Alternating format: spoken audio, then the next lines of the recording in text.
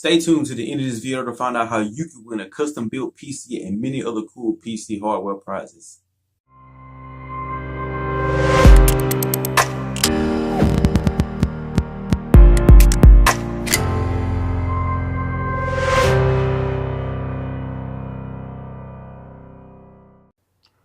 So once I got all the brass tubing done, the only thing left to do is get the PETG runs made, the ones that need to be made on the inner motherboard. I decided to use PETG there because obviously it can be in brass. It can be in as well, but it's not as easy. So I need to just get a few runs made. This one in particular is going to be running from the GPU to a dual female 90-degree elbow. It's gonna and then go to the reservoir, the exit into the reservoir. So I pretty much just need a 90-degree angle. Just it's pretty straightforward. It's not too hard at all. Just getting the tube all warmed up to a point where it starts to flex. Then that way you're ready to bend. You will need a mandrel. It's kind of hard to do without a mandrel. These are monsoon mandrels here. So once I got my tube all heated up to the point where it can flex, I'm just gonna gently put it over the mandrel inside the grooves. You want to make sure when you're bending it, you're not pulling on the edges. Otherwise, you will create a kink. There is the tubing. I'm sorry, not the tubing.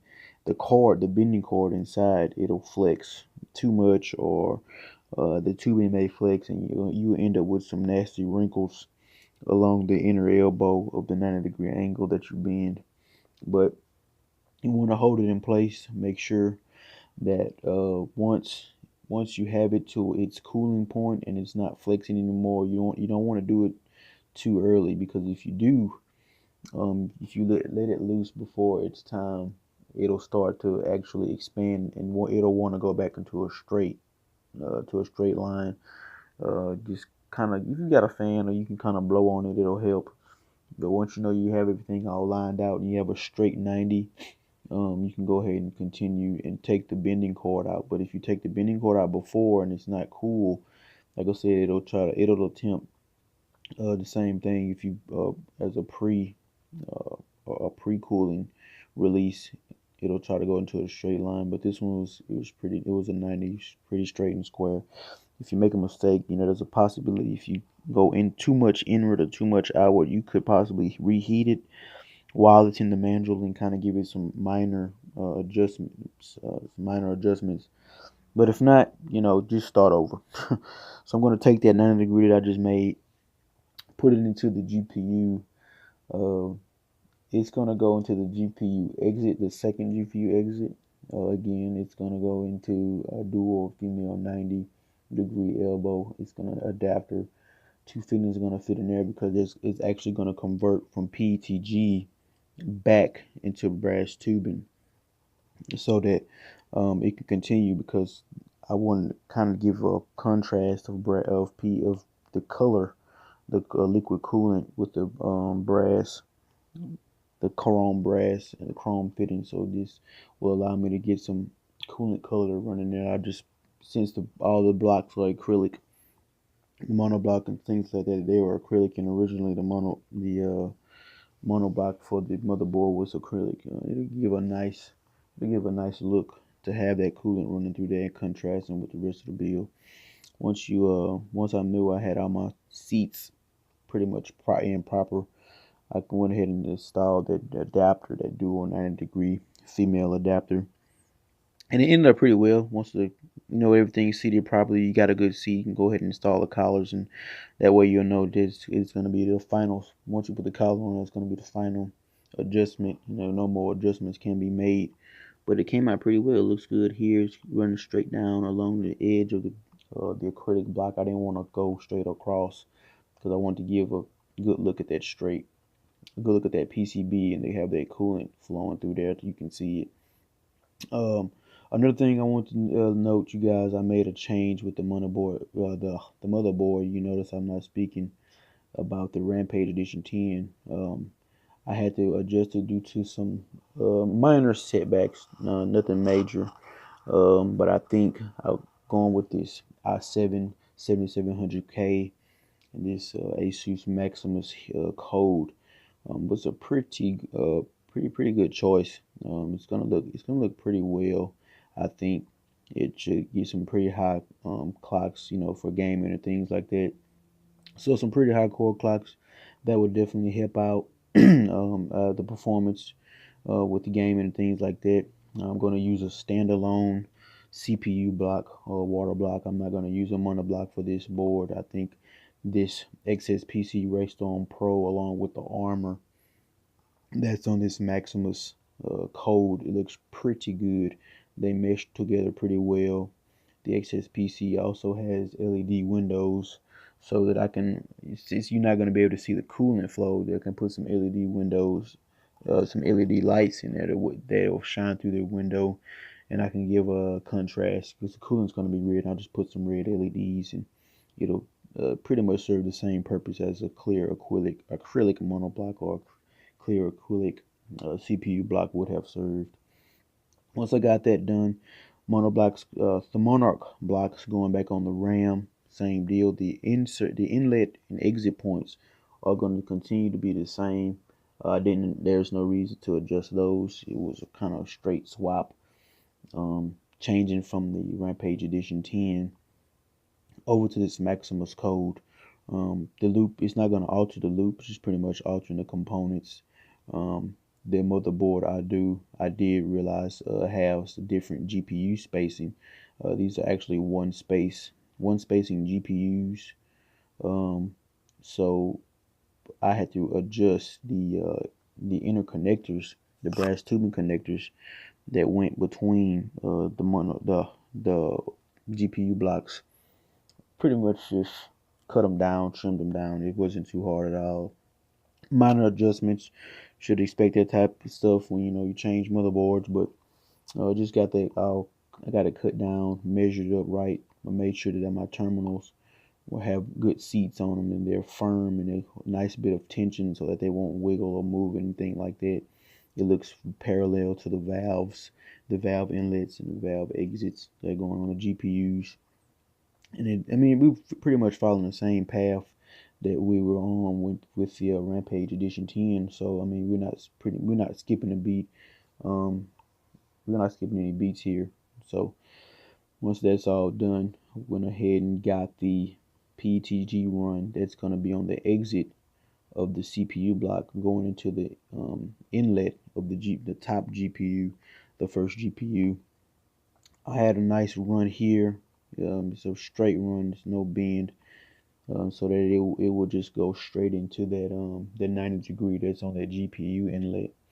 The fitting that's on the CPU exit is an EK HD fitting, is a dual O-ring fitting, but the fitting that's on the GPU inlet is actually a EK HDC. It has a compression collar on it.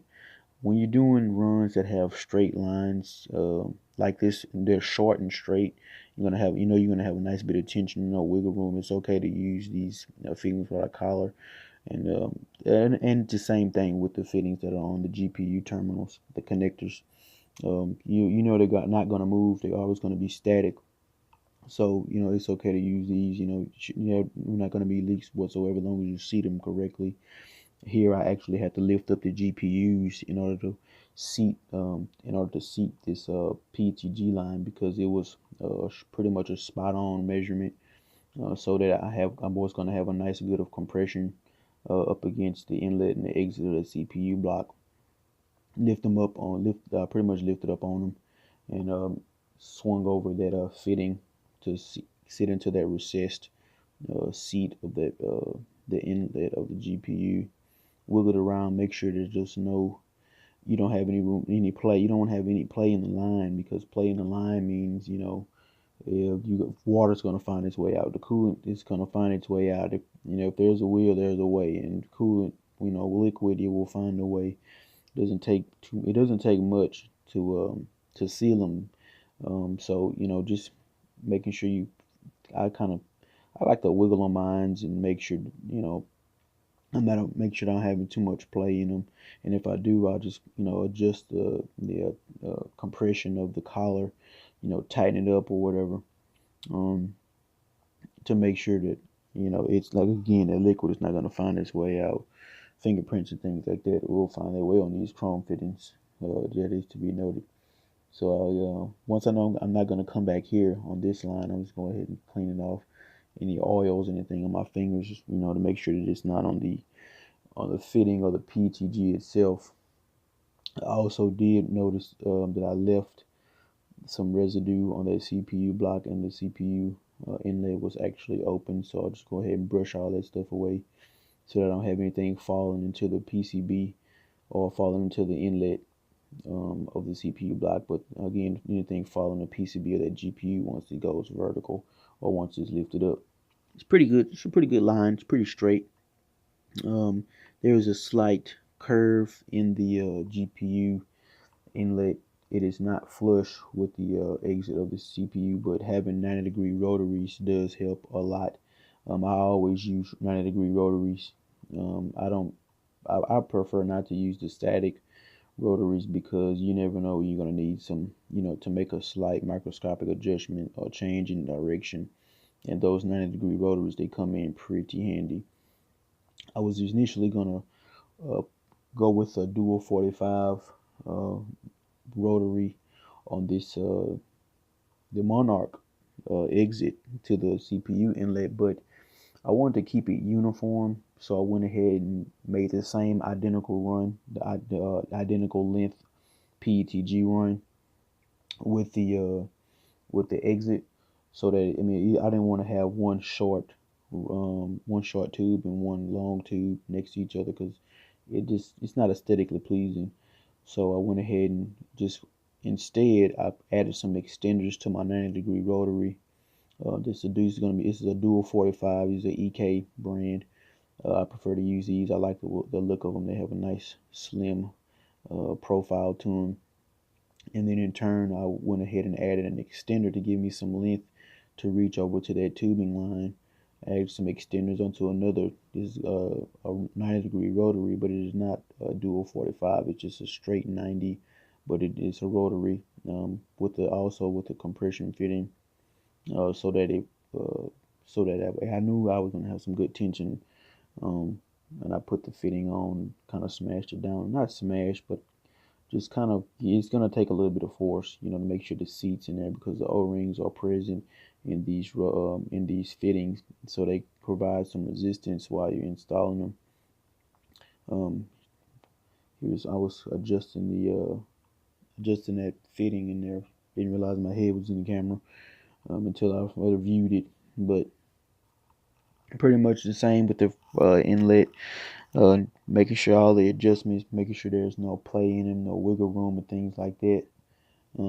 It's a tedious process. You want to make sure things are perfect. I like to make sure things are perfect and identical, parallel, uniform. So if it looks okay, it's not okay. It has to look perfect. Okay, it's not perfect. So I'll strive for perfect. I didn't realize that the length from the extenders was just not gonna cut it. But what I was gonna do is I tried to initially loosen up some of the extenders to give me a bit of give me some more travel distance. But I realized my O-rings were coming loose. They were coming too far away from the metal seats, so the O-rings had to go back in. They have to make contact with the metal fitting seats, or if not, the coolant's gonna find its way out. So what I end up doing is I kind of adjusted them a little bit more to see if I can get some travel room upward, but that didn't work either. I had too much. I didn't like the play on it. It looked okay. It wasn't perfect. I couldn't let it go that way. So what I ended up doing was loosening up the Monarch block itself and adjusting the whole Monarch block that's on the RAM. I adjusted it toward the CPU line, the inlet line, so that way the tension on the extenders were not pulling that line that's going into the inlet. and kind of causing it to lean. You may not be able to notice it, but there is a slight lean on the left inlet fitting for the CPU block coming out of that RAM, that monoblock. So there's screws on the monoblock that fasten it to the RAM stick, the RAM module. So I just pretty much loosened those up, adjusted it again to the left, gave me some more travel room. That way the tension was no longer, and then the inlet line had the ability to stand up straight, straight and vertical, parallel to the one to the exit, the CPU exit right next to it. It ended up looking pretty good. Um, Everything was nice and flush, nice and even. It was, perfectly aligned. Nothing was sagging, nothing was leaning or hanging or anything like that. Which is what I like. These 90-degree rotaries have a tendency to, they don't have too much stiffness because of the revolving components in them. So they have to have some sort of play, which will in turn give your tubing runs some play. So minor adjustments had to be made to make sure that they were perfectly parallel with each other. I looked at it from the top, and it came out perfect. I like the way this excess PC block looks with all the rest of this black armor coating. It also has a nice good bit of copper in it that's visible from the top, that which reverberates the quality of this XS PC Raystorm Pro. It's a pretty heavy block, and it looks good. Everything came out fine. Everything came out perfect. Um, it should look the same, identical as the Rampage Edition 10 when it's in its horizontal position. I had to also, with this being the ATX motherboard, we're coming from ATX to ATX, the line that runs from the D5 pump, the middle D5 pump, up into the Monarch block. It has to be lengthened a little bit more. So I pretty much just made a longer tube. I got another tubing run of the brass, put it in the bitch power tubing cutter, which is pretty much a clamp with a razor wheel. It's kind of not a razor wheel, but a cutting wheel. Just got that all nice and divvied up. You want to be careful with these things because they're very tedious and fine specked objects. But once I got that all nice and cut, I just pretty much installed it, and everything was back to normal. I didn't have to worry about any other adjustments or changes. Everything fit pretty well into what was already present in the loop. So the next thing we're going to do is get all this test fluid. I'm going to get some test fluid ready and get some clean. So that's it, guys. As you can see, redruM 4 is making its way. Not too much more progress to be done. And I'm going ahead and fill up the loop with distilled water so that I can go ahead and leak test the new components, the new motherboard, well, less components rather. We got one less RAM block, monoblock EK, and we have less of a monoblock. So we're going to go ahead with a single CPU cooler, that XS PC Raystorm, as you guys saw. Like I said, I'm going to get that all filled up, get it leak tested, make sure everything's straight away. After that, I'm going to go ahead and boot the system, get into the OS, make sure everything is everything. After that, I'm going to go ahead and start putting in all the custom extensions, the cables, and things of that nature. The cooling is going to go ahead. It's coming last. I still have to get it in. It's on its way. It'll be here sometime, of course, at the end of this week. Hopefully, I'll have something for you guys by then, so you can see the final progress. Cable management, really don't want to do it. That's going to be probably the very last thing I'm going to do once I get everything where it needs to be, and I have an idea of what it's going to look like and how much of cable management I'm going to have to actually perform. The front fans, the 560 millimeter radiators and the 480 millimeter radiators are going to be quite tough to hide their fan cables because this case is open air, as you can see, obviously. There is no compartments for cable management with the exception of the rear, but I'll get that taken care of. Shouldn't be too hard of a process. But that's pretty much it, y'all. Look out, this coming at the end of the week so you guys can see the final progress of the redruM 4's build. I have that late Friday, I would say Saturday morning. As for the PC giveaway, guys, Computer Enthusiast Master Race, www.facebook.com/groups/CE Master Race. Head over there and join up. if you would like to have an opportunity to win a custom built PC in one of the cases that you may or may not see in this video, um, we are giving away a custom built PC. We do it every year. It's called the People's Rig. This is the 2.0 version. We are there now, but you must be a member of Computer Enthusiast Master Race Facebook group in order to have a chance to win this.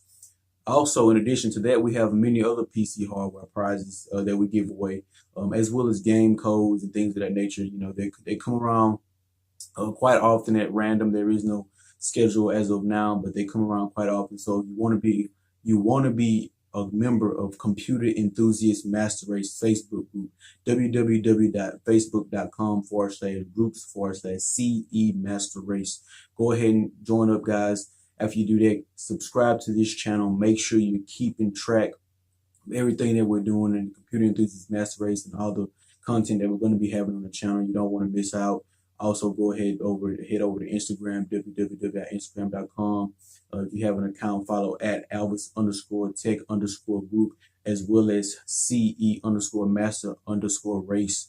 Follow those two Instagram accounts so you're keeping track of everything that you can possibly keep track of that we're going to be doing in the group, the mother group, CE Master Race, Computer Enthusiast Master Race on Facebook. But make sure you guys take care of that, and I'll see y'all in the next video.